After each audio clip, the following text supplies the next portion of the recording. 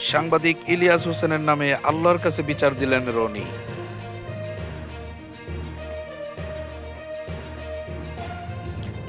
বাংলাদেশ আওয়ামী লীগের সাবেক এমপি গোলাম মাওলা রনি সাম্প্রতিক সামাজিক যোগাযোগ মাধ্যমে যুক্তরাষ্ট্র প্রবাসী বাংলাদেশি সাংবাদিক জনপ্রিয় ইউটিউবার ইলিয়াস হোসেনকে নিয়ে মন্তব্য করেছেন, যেখানে তিনি ইলিয়াস হোসেনকে উদ্দেশ্য করে গুরুতর অভিযোগ এনেছেন।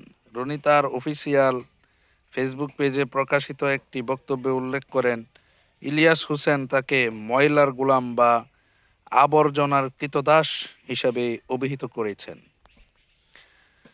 গোলাম মাওলা জানান, তার নাম রেখেছিলেন দাদির ভাই ধলা মিয়া পীর সাহেব, যার অর্থ আল্লাহর গোলাম। তিনি বলেন, জন্মর পর থেকে এই নামের বরকত আমাকে ঘিরে রেখেছে।